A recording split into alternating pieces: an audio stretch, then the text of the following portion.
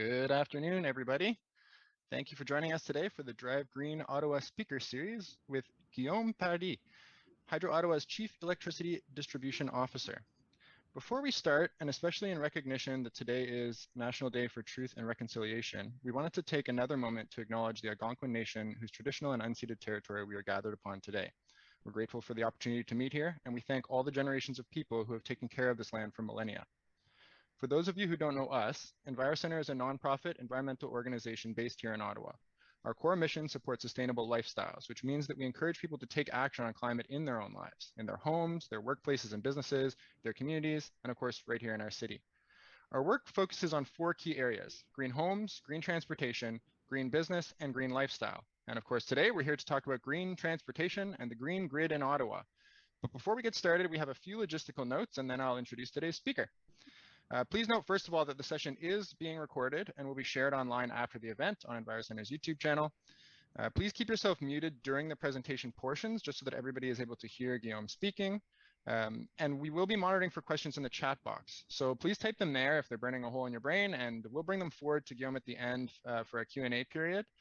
Depending on how time allows, people may be able to ask live questions, but we have a lot of people on the call, so my advice is to get your questions in so we can make sure we get to them within the hour. So without further ado, our speaker today is Guillaume Paradis. As Chief Electricity Distribution Officer for Hydro Ottawa, Guillaume is responsible for the planning, design, operation, construction, and maintenance of our electrical power distribution system. In his role, Guillaume leads a team directly accountable for ensuring the safe, efficient, and reliable delivery of electricity to Hydro Ottawa customers. Guillaume has over a decade of industry experience in progressive leadership roles, ranging from research program management to distribution planning, asset management, design, and construction. Guillaume is fluently bilingual, is a registered professional engineer in Ontario, and holds a degree in applied sciences electrical engineering from the University of British Columbia. Once again, welcome to everyone in our audience, and Guillaume, you have the digital floor. Thank you. Thank you, Evan. And first and foremost, thank you for the land acknowledgement and recognizing this very special day. It's an opportunity for all of us to take a little bit of time and reflect on our history and some of the legacy of our relationship with our First Nation partners. And I invite everybody to take whatever time they can to deepen their understanding and knowledge of that shared history in an effort to allow us to figure out how best to proceed forward together. Today, I have the opportunity to give you a bit of an overview of how we at Hydro Ottawa have looked and planned for the proliferation of electric vehicles over the coming years. Obviously, this is a process that has been underway for quite some time, and I will try to give you a bit of a glimpse into how we anticipate things progressing and what we've been able to do so far to ensure that we'll be fully prepared to accommodate that load that's coming very soon. So I wanted to take a brief moment to remind everyone of who Hydro Ottawa is today. And it's a strange thing to say perhaps, but we've expanded beyond what our traditional activities have been. So of course, first and foremost, we're the local distribution company here in Ottawa and in Castleman. We're responsible for delivering safe, reliable power to our communities. And we've been doing that for 100 years, over 100 years at this point. But beyond that, we've also, as an organization, expanded our activities over the last 10 years or so into renewable power generation.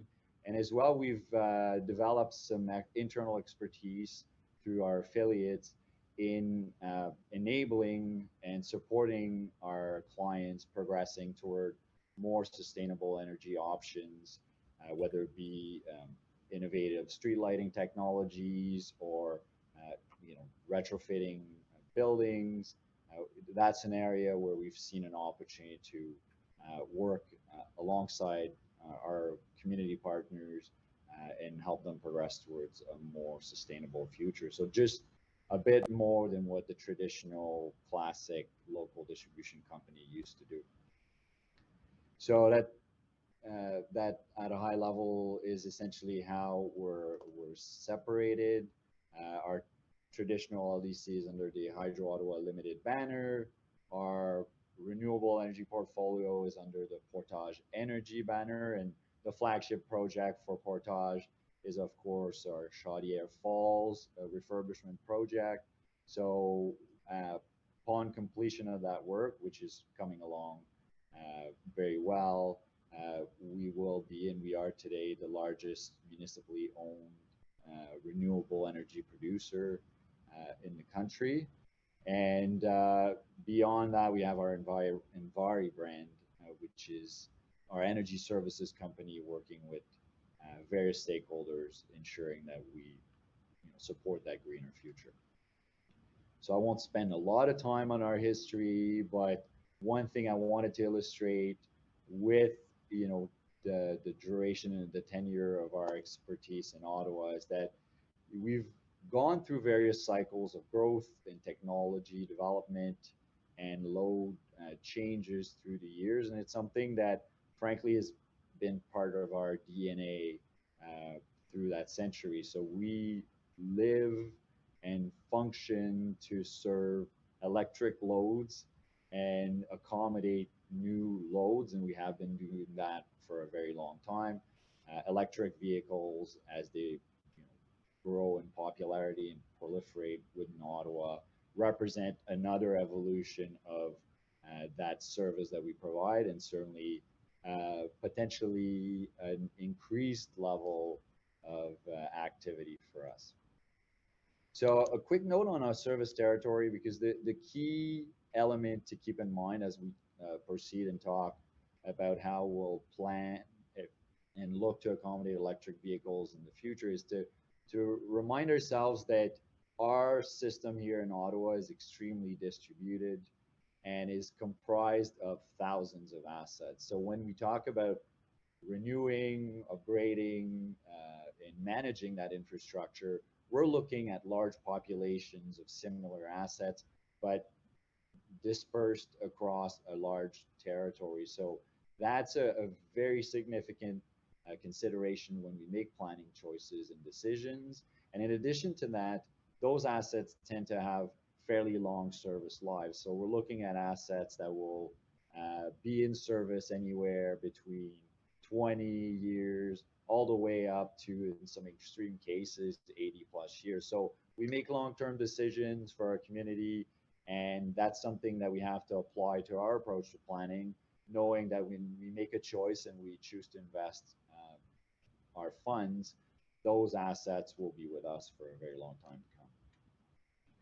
A quick note on our loading level across our service territory, because that's often one of the major questions when talking about electric vehicles going forward. Is the system going to be able to accommodate that, and where is the system loading today? This graph on the right that you see now kind of illustrates that as a net outcome over the last few years, our system peak has remained what I'll call mostly stable or mostly flat.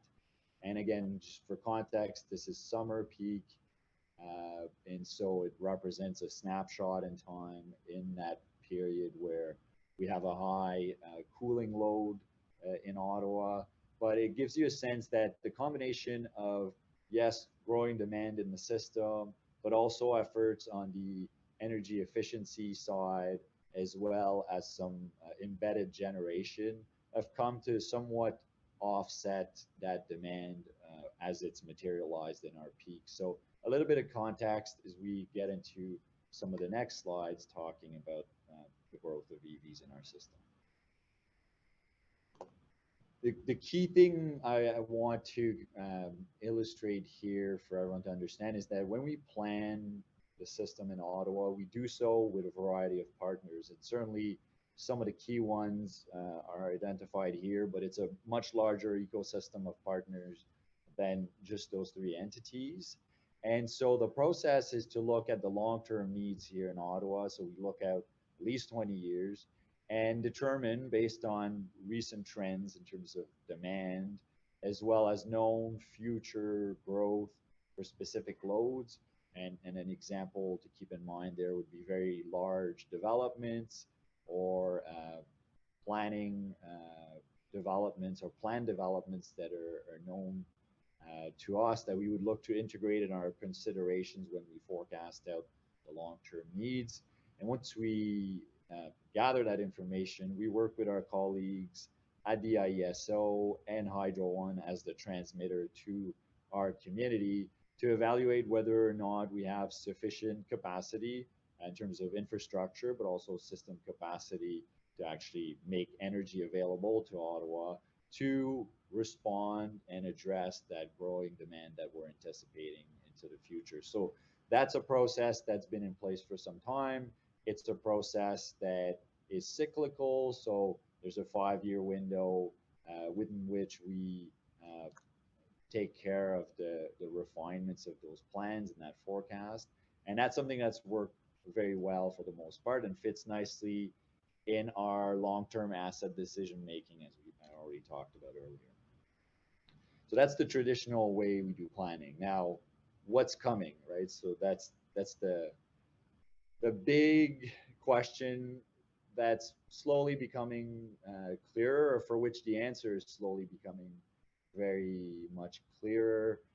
This is something I picked out of the very broad and numerous number of forecasts that are available out there. This one's based on some of the scenarios that the International Energy Agencies published, but essentially it gives you a sense of the magnitude of what's coming and, frankly, the short duration of the timeline that we're going to have to respond to that demand. So, of course, a lot of growth on the personal or light duty vehicle side of things, but as you've all seen and heard in numerous places, I'm sure there will be plenty of growth in all aspects of transportation. So, whether or not we can all agree on what the forecast should be and precisely determine how quickly things will evolve, there's a growing and general consensus, of course, that electrification of vehicles, and particularly in transportation, is going to happen very soon and is already started happening, of course. This one I just wanted to put forward to illustrate that whether you've sort of experienced it through different media channels over the next little while, we're seeing essentially everyone within a reasonable time frame that works for them announce either a full or partial electrification of their vehicle fleet. So, up until recently, the availability of certain vehicles for certain applications may have been more limited, but what we're seeing, of course, particularly I would say in the last 2 years, is commitments across all types of vehicles to either develop or more fully or broadly produce vehicles that will be adapted to various applications. So some of the very common ones we hear about these days, of course, are on the delivery side of things. So think Amazon, of course, but all the various delivery fleet operators, and certainly that combined with the growth in online consumption and associated logistics, that becomes quite paramount and critical for us to find a way to achieve electrification of those fleets. Buses, of course, are at the forefront these days as well. Long haul vehicles, there's still a bit of tension, it seems, between the electric options and perhaps the hydrogen alternatives, although it seems like the electric side of things is progressing quite well and is maturing to a point where it might be very readily available and viable in the near term. And for us, most specifically, you might be aware that our fleet is comprised of large bucket trucks, as we colloquially call it in the industry. Those are also being looked at. Certainly some specific requirements there, but a variety of partnerships in place between utilities and manufacturers to ensure that a solution there becomes available in the near term. So my little made up quote there at the bottom um, is just me being a bit facetious, but it's a reflection of what we're seeing these days when we either take our newspaper or pick up our phones in the morning and look at the news of the day. Another point I wanted to touch on is the question around charging infrastructure, and I'm not going to explore that too much as it pertains to Hydro Ottawa's role in making charging infrastructure available. But what I wanted to touch on, though, is that the availability is growing at a very interesting pace through a variety of stakeholders. Again, some partnerships that have been formed in the last few years. And for us, it materializes as what I would almost compare to a traditional new load in our system. So the key point is we know how to take in requests for electric charging infrastructure. We know how to provide power to those type of locations. And what's really encouraging to see is that there's has been so much growth in the last while, and as that continues to progress, in conjunction with the availability of data to better help users plan their routes and figure out how to manage their trip planning efforts, I expect and I anticipate, and we anticipate that issues associated with range anxiety um, will slowly fade. And additionally, if you combine that to better capacity on the battery side, meaning better range, of course, that issue of convincing users that EVs are valid and viable options um, as an alternative to combustion engine vehicles is slowly going away. This is a table I put together to illustrate um, how a single request can impact our system. So a lot of times the questions come to us and are associated with our capacity to accommodate. And from an infrastructure standpoint, it's not always that complicated. So I'll go through the four options I've listed there, but on a personal vehicle, individual user level, from a utility standpoint, from a Hydro Ottawa standpoint, our ability to accommodate those type of connections is very significant, and the impact it has on our system is somewhat limited. So there may be instances where a customer wanting to install a level 2 charger might you know, generate some requirements for us to upgrade some small portion of our residential distribution system. But generally, that would be very, very minimal. And in the vast majority of cases, it shouldn't be necessary in the first place. Likewise, for commercial vehicles, when it's a smaller number, so we're talking here not fleets, but single or a handful of vehicles. Generally, we should be able to accommodate that quite readily. Uh, the one thing I'll say is in both cases for personal vehicles and commercial vehicles, it's quite likely, depending on when either the building or the residence were built, there might be a need to upgrade the service to the property specifically, but otherwise on the system side of things, which would be our distribution system, it's unlikely that there would be too much of a requirement. Now, when we get into fleet situation, of course, that changes quite a bit. And the other variability would come with the size of the fleet, the charging strategy that is being applied at that site. And the range of impacts could vary from what I will call localized, which would be a transformer replacement and maybe a little bit of conductor replacement to the facility. That would sort of be your best case scenario, all the way up to a very dramatic situation where we would need to uh, move forward with substation infrastructure upgrades or replacements or addition. And in a very extreme cases, that having an impact upstream on our transmission supply to Ottawa, which would require us working with our colleagues at Hydro One. But just so everyone's clear and I don't stoke any fears here, that transmission supply upgrade would be only ever even a possibility for the largest of the largest fleets. So think for us, very, very large customers like bus operators, for example. And even then, it would be a site dependent question. And it may still be that we're able to accommodate the demand without a transmission upgrade. That's just a little bit of context.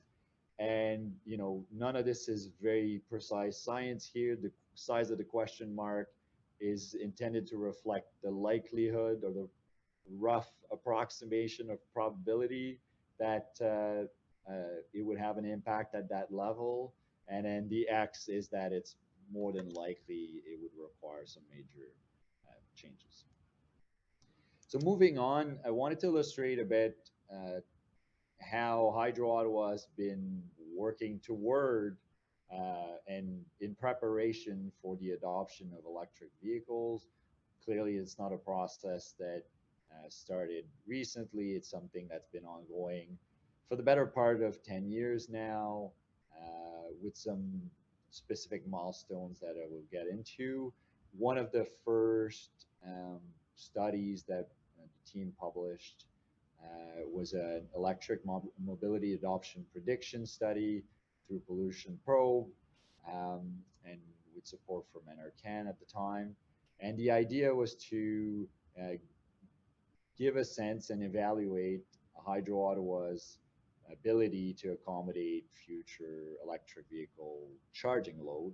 And you'll see a bit of a theme. We've gone through a few studies with a very similar intent, but the idea has always been that our responsibility is to prepare, and we need um, to the best extent we can, get a sense for how much ability we have to accommodate that load.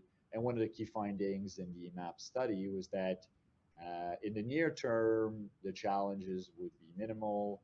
In the longer term, it would have an impact, of course, and it could potentially put some strains on our ability to deliver our product reliably. But with the proper approach to charging, and we'll talk a bit more about that in the next while, we should be able to manage that demand over time. The chart on the right I wanted to uh, put there because it also illustrates how things have evolved over time. So these were driving patterns back in 2013 and 2014, back when the study was being put together. And that would, as we all know now, uh, probably have changed significantly, through the course of the pandemic. So it gives you a sense that we need to iterate very frequently our assessment of the long-term impacts because things will change very quickly over the next little while.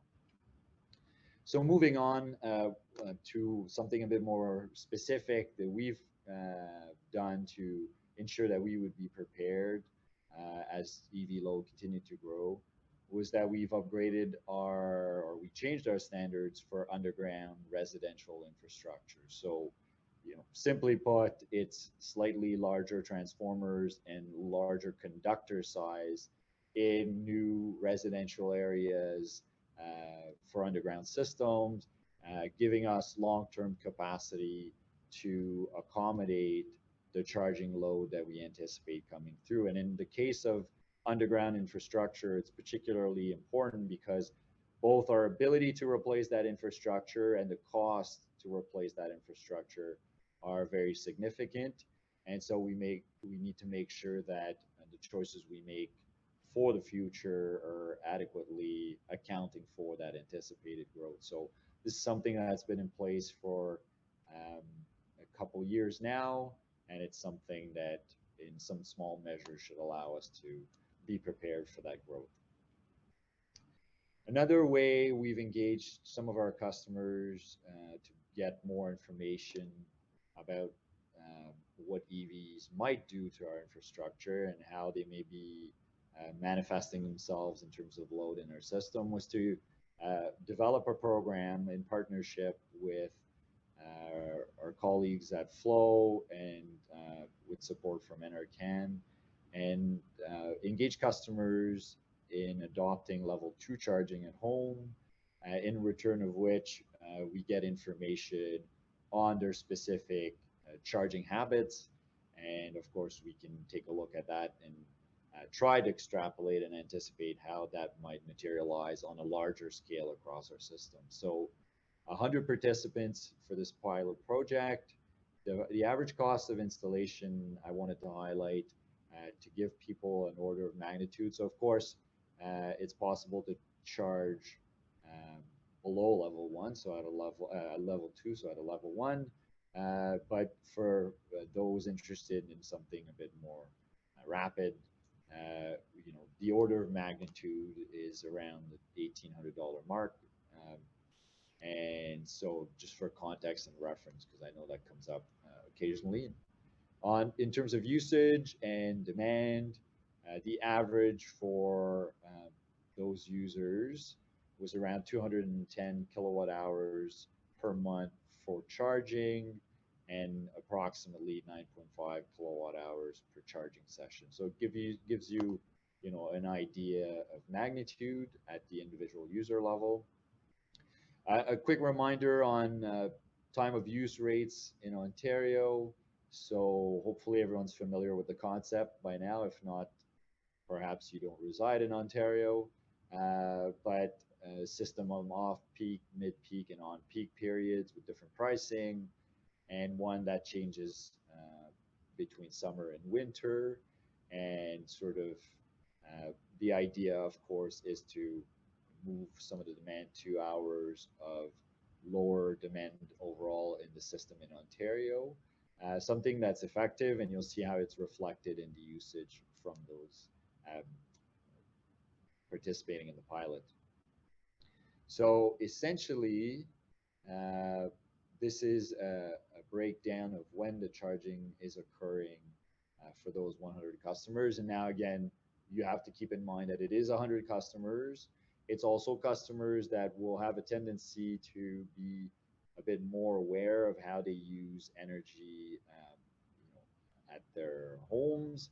And so their behavior might not be perfectly aligned to what we can expect future EV user charging behavior to look like.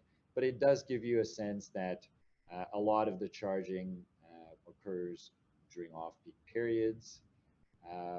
And there's not significant change in charging habits between summer and winter, despite the changes in pricing. And so I try to just for ease of reference, explain here the off-peak and the on-peak in the winter corresponds to the off-peak and the mid-peak in the summer. And you see that, generally there's pretty close alignment as to when people charge, regardless of the time of year and the approach to rates.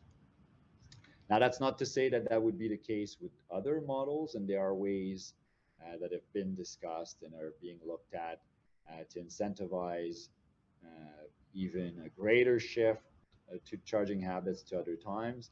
But just using what's in place today and the model that's in place today, we saw low rates of change. Another study that our team here at Hydro Ottawa worked on in 2017 was to look at the needs for DC fast charging infrastructure here in Ottawa. So the idea being, as more users adopt electric vehicles and as more people choose to travel using electric vehicles, whether it be through our service territory or within our service territory, there may be a need for fast charging infrastructure. So the idea there is either for long haul trips where someone's stopping to recharge, or for people potentially with limited access to charging infrastructure or charging capacity at home.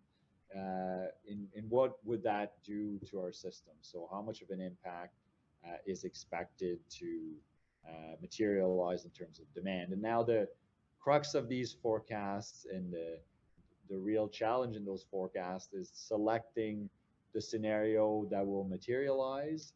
And so up until recently, that was maybe not incredibly clear, but certainly in the last 18 months or so, with the commitments that have been made at various levels, whether it be government levels, but also on the manufacturing side of things, it's quite clear that things are progressively moving toward more of what we had here as the aggressive scenarios. And so that's a high EV penetration and a reasonably rapid growth leading up to 2035. So we have 2037 in here, but we could move that up by a couple of years. At the time in 2017, when the study was carried out, the team had looked at the optimistic scenario being a reasonable, uh, possibly a way to hedge their bets. And at the time, that was seen as requiring approximately 50 megawatts worth of capacity on our system. So if you'll recall, our summer peak is in the 1500 megawatt range. So at 50 megawatt for DC fast charging, that was seen as fairly reasonably accommodated within our system. And even if we were to double that, that would still be quite manageable. And where this particular study is going to have to evolve is further understanding how the DC fast charging infrastructure will fit in users' habits. So we already know a lot of the charging, everyone knows by this point, that most of the charging occurs at home, and it'll be determining exactly how much top-up charging will be required through this type of infrastructure. Another review, and you'll see there's a bit of a theme here. We do very frequent reviews on this, and I think it gives you a sense of how meaningful and significant we expect EVs to be for us. But another review that was done for what we'll call the more immediate time frame of 2020 to 2025 was to look at how much impact we expected charging to have on our peak levels. And the other piece to keep in mind here on the right side is we modeled it with different on-peak penetration levels. So that's going to be a very recurring theme, and it's going to be a critical element to all of this. Is one of the major questions is how much charging will happen coincidentally to when our system load peak occurs, and that will be the piece that drives or that potentially will have the broader impact on our system, whereas otherwise the demand itself will be a more localized impact in certain areas. And so with that modeling at the time, the projection for the 2025 timeframe was that we would be looking at about 40 megawatt of additional demand on peak, which again is relatively manageable at those levels, but may now be understated with the evolution or evolving commitments that are being made across our user base. Another critical area for us to look at that has been under review for some time is to now take that back down to the residential level and try to understand what essentially EVs at every premise that we serve might do to our local distribution infrastructure. And at that stage and at that level, it's not really hard to realize that with more significant levels of penetration, and certainly with what I would deem unmanaged or poor behavior on the part of customers contributing to peak demand, we would have some challenges. So that's what the chart on the or in the upper part of the slide illustrates. The red portion is where we exceed our local capacity to accommodate that demand. And so, in a nutshell, and to put it simply, working with our partners at Blue Wave AI, we're looking at how and what type of um, management of the demand we could do to stay below that overload line and ensure that we manage the impact on our infrastructure. Because the difficulty with the distribution system is that, as I mentioned earlier, it's thousands of assets, and uh, you plan for the highest demand point, but that is not real for a very, very large portion of the time. And so, if we can find ways to curtail that somewhat and reduce those peak levels, we're able to better utilize the infrastructure we already have and minimize the impact on future infrastructure needs. Another way we're looking at how we can prepare for electric vehicles, and frankly, electric vehicles is just one of the many different loads and energy resources that are proliferating within our distribution system, was to look at how we can create a control system and environment within which we take advantage and best utilize all the various distributed energy resources that are coming. So yes, for now, electric vehicles are loads. Eventually, they may also be um, energy resources through the batteries. Customers are progressively adopting their own ability to generate, at their residences. And so, how can we optimize and take advantage of those growing or that growing set of resources to once again make sure that we extract the most value from the assets we already have and support and achieve other outcomes that are desirable, like better reliability um, and some capacity to manage through some contingencies. So in a nutshell, and it's a reasonably complicated project to explain, but in a nutshell, what we tried to do with our MyGen platform was build up that ecosystem and that environment of control where we could leverage through a set of signals the right resources at the right time or through the right incentives and evaluate the impact we can have on our system and how we can benefit our customers doing that. So it's really the evolution of our more traditional distribution system is something that we still anticipate represents the future for electric utilities, something that probably doesn't align perfectly with the regulatory construct we're in today, but something that we, along with a variety of partners and stakeholders in the industry, are working toward enabling over the next few years, so that when we get to the mass adoption of EVs and when we get to that stage that we're all looking for, where most of the transportation is powered by the electricity system, uh, we're looking at something that's been done in an optimized cost measure and has been managed effectively to minimize impacts.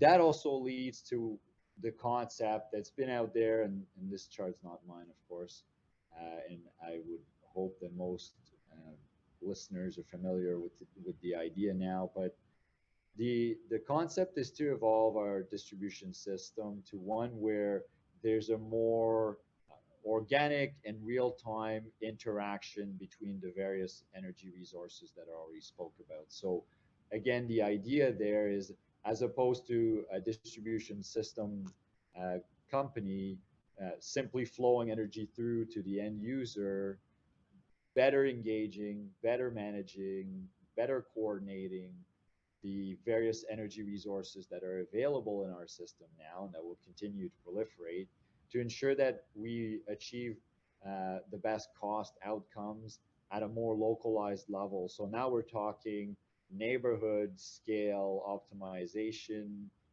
even street level optimization in some extreme instances, and something that would be orchestrated more locally as opposed to what we have today, which would be a centralized provincial control of the system that flows down through the transmission system into local areas. So We see an opportunity for companies like Hydro Ottawa to take on a more active role in managing those resources. And one of the ways we're looking to do that and prepare for that future is to ensure that we make the right choices in terms of our telecom infrastructure that we already use for other purposes, as well as make the right choices for our control system, software infrastructure that we use day to day to manage the system that we already have. So the idea is not to commit or overcommit too early, but is to build something that's flexible enough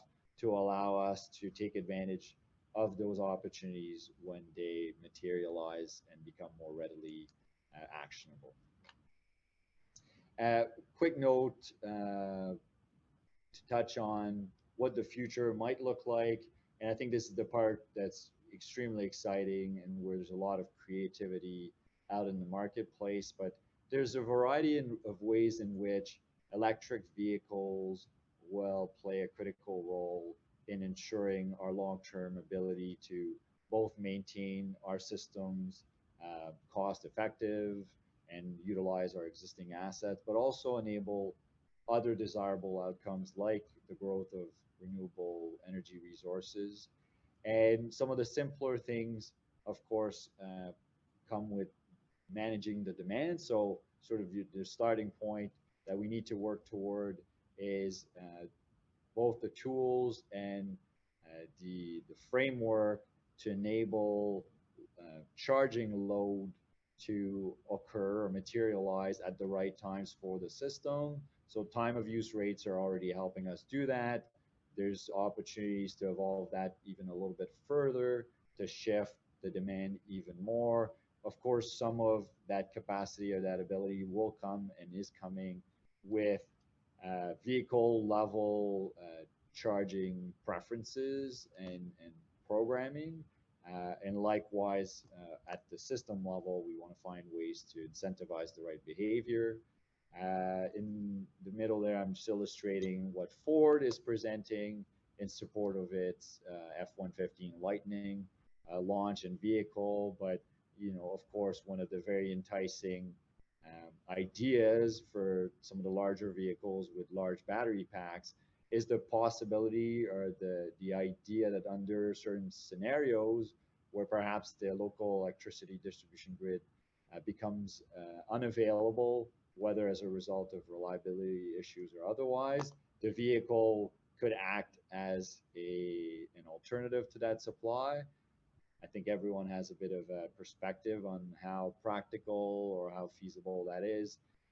But even as an illustration of how much progress we've made, that was very much theoretical 10 years ago, and now is becoming very much practical with some of the new generation of vehicles. So I anticipate over time we'll see a lot of very interesting functionality on the vehicle side that will hopefully support the grid and enable us to take action appropriately and accordingly. And of course, as I mentioned earlier, the idea of evolving toward a distribution system operator model where we take full advantage of those capabilities that are now going to be embedded in our system um, should really allow us to deliver the right outcomes for all our customers. So to maybe wrap up in a nutshell, in the near term, the growth of EVs is quite manageable, whether at the local level through just organic growth or whether through our natural or traditional intake process for new customers. In the medium term, we'll see some challenges at the localized level that we'll need to work to manage, whether through some targeted infrastructure um, investments or through some management on the demand side of things. And then in the long term, simply put, it's a very large new load for our system, and we'll need to make sure that those planning stages that we're going through now are optimizing our ability to accommodate that load long term. So that's what I had for everyone today, Evan. I don't know if you want to go to questions. Absolutely. Thank you for the great presentation. That was fantastic. We have lots of questions in the chat, which I'll start bringing forward here. I am conscious we have about 15 minutes left, so we'll try to keep the answers brief and end at 1 o'clock as scheduled.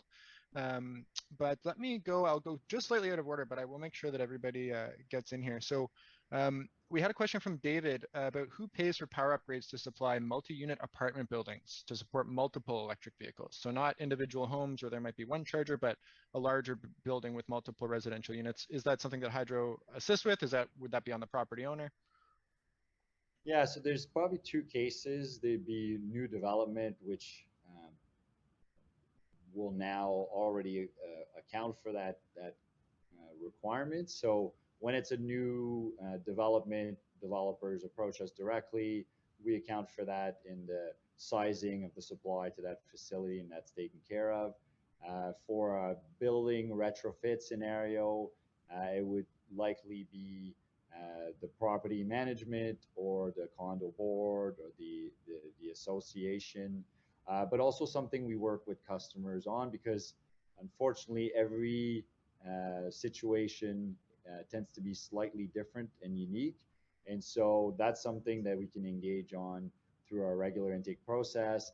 And once we have the information on the specifics, we can direct in the right direction. But generally, that's the model for new load anywhere in our system.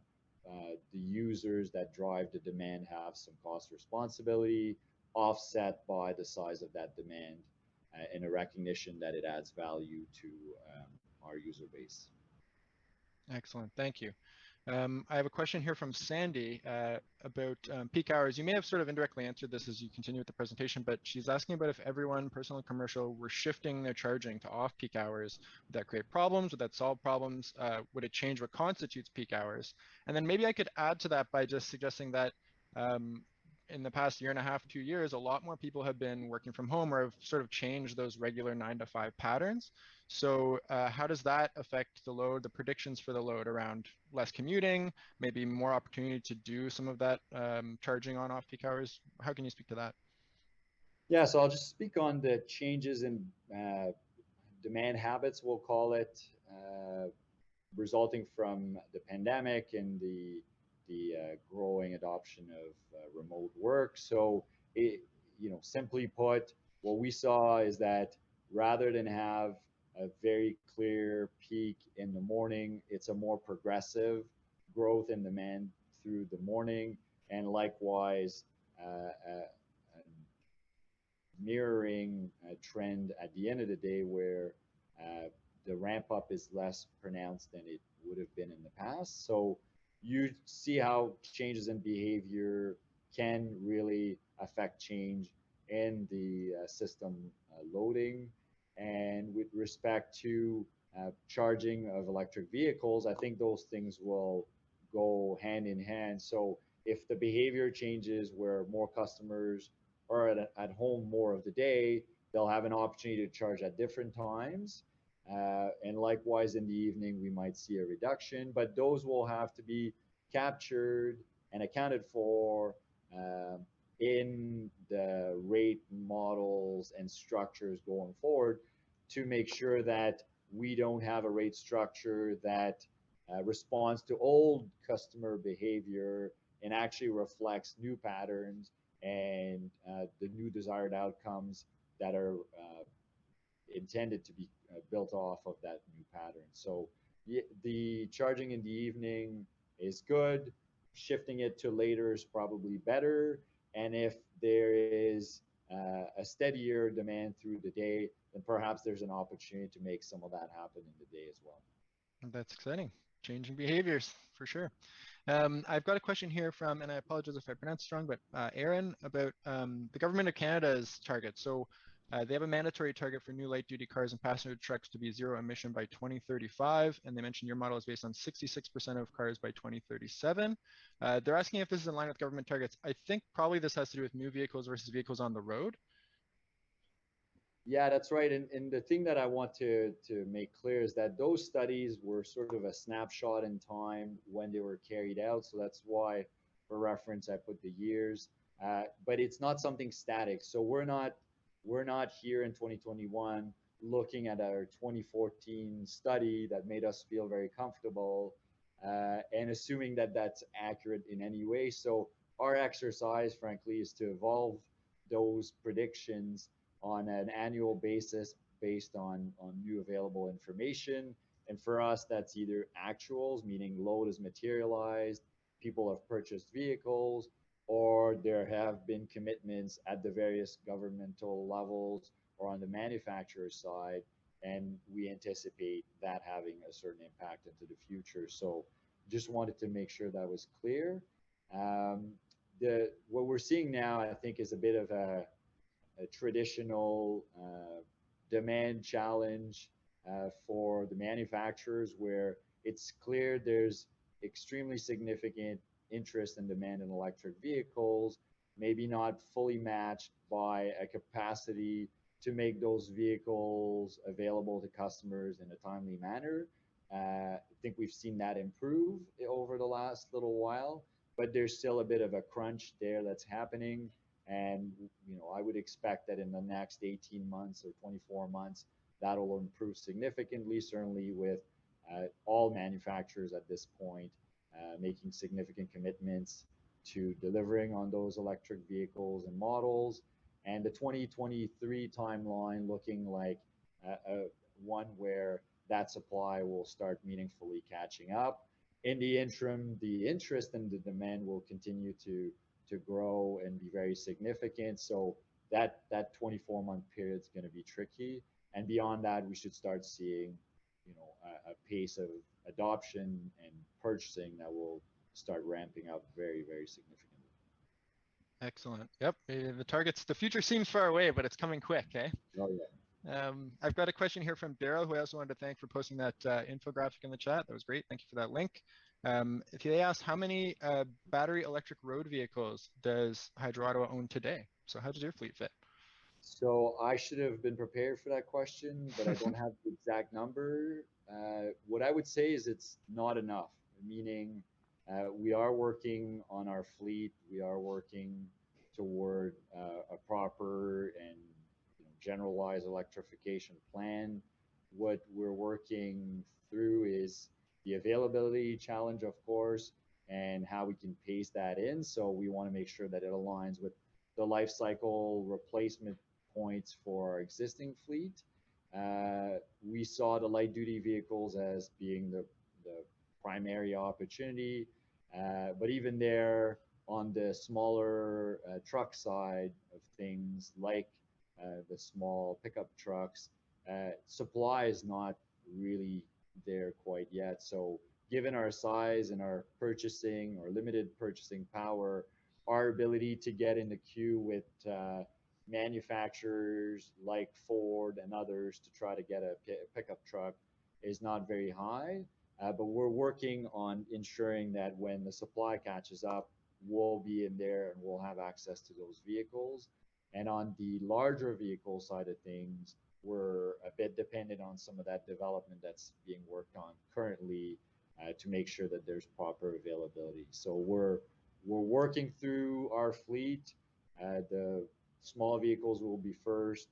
The larger system vehicles, I'll call them, will take a bit longer, but I would expect that in the next 5 years, we'll have both a good and significant number of electric vehicles and a clear path as to when we'll be able to get the fuller electrification completed. Fantastic. Thank you for that. I'm concerned we may not get to all the questions, but Craig had two good ones that sort of go together that I wanted to ask you quickly, and maybe a little addition from Alex there in the same subject. Craig owns a mobile home park with 65 homes, each with 100 amp services. They have gas, so they're going to be switching over to 200 watt service to provide electric heating. If everybody in Ottawa was switching from, say, like 100 watt to 200 watt, we know that the push for electric heating is another big part. Transportation is a big source of emissions, but so are buildings. So as we see people more maybe switching to some of these air source heat pumps and other systems, how does that sort of impact the demand? Is that part of your predictions around EVs? And then Craig also asked about whether microgeneration would help if 25% of homes were generating with solar PVs. And Alex was asking something similar about the relative impact of EVs versus other capacity growth drivers. So home heating, like I mentioned, higher AC unit penetration, data centers for shifting sort of industries. Are there sort of other factors that you're looking at when it comes to predicting the demand? And I feel like that might be your last question. So give us maybe a good answer on that, and then I'll do a quick outro, and we can follow up with other questions maybe offline after the fact. Okay, I'll give it a shot. It's a big question, right? So Yes.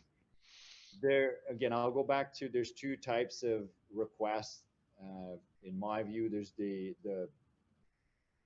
individual property level request where it's smaller changes, but a lot of them. So eventually, at the aggregate level, that has a big impact.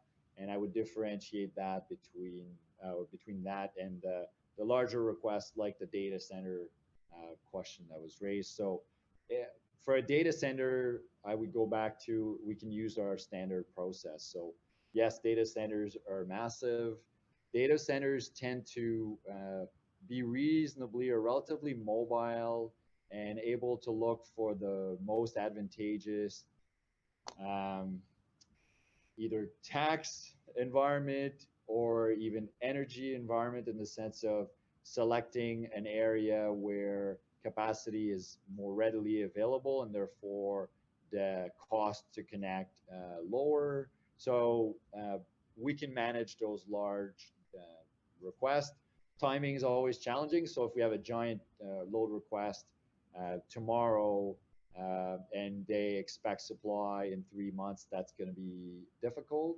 But with sufficient time, we know how to accommodate those at the individual residence level. And certainly, if we're talking heating, that is a different exercise altogether. We've done a lot looking at electric vehicles and how we can manage that growing demand. But any sort of dramatic shift to electric heating on a large scale would be very and extremely challenging to accommodate. So again, anything over time we can accommodate, but if it were to happen in a very short amount of time where somehow everyone switched off gas or natural gas to heat their homes and use our system, we would be scrambling, or certainly it would be a daunting task. So we stay abreast of those conversations. We know for larger customers that is happening. So larger customers with either a mandate or a desire to offset their GHG footprint, we know that there have been choices made to move off using natural gas for heating. So there again, I would say we can manage through our typical or traditional intake process. If all residences in Ottawa tomorrow got off natural gas for heating, that would be quite tricky. And then to the piece about microgeneration and whether that can help, the answer is absolutely. So when we get to those more significant scenarios of EV penetration and/or fuel switching for heating, the capacity and the ability to leverage those embedded resources in any form and at any size becomes very important and extremely useful. So certainly microgeneration or better use of energy or lower levels of energy use for other activities becomes extremely desirable. Great, thank you. That was a great answer to a very big question. I apologize to anyone else who's got a question in the chat. We'll try to follow up after the fact to make sure we can get those questions answered, but we are coming to the end of the hour. So I'd like to, again, thank you very much, Guillaume, for joining us today, sharing all those insights in that presentation. Really opened a lot up to me in terms of answering some questions for people who are always asking about how Hydro is going to accommodate the shift to EVs. So lots of great insights there. Thanks as well to all of our attendees who took the time to join us today. If you liked the session, please don't forget to check out all the other events we've had this week and have coming up. Our last speaker series event of the week is tomorrow at 11, and we have recordings of the week's speakers available on EnviroCenter's YouTube channel. Drive Green Ottawa is presented by EnviroCenter in partnership with the City of Ottawa, and special thanks to Envari and EVCO for their support. To stay up to date, please sign up for our newsletter. We've already posted a link in the chat, and I'd also like to thank Mandy, who's run tech support for the day. So Appreciate that. This couldn't happen without her. So thanks again, everyone. Have a great afternoon. I wish you lots of peace and reflection, some learning as you enjoy the rest of your afternoon. Thank you. Take care.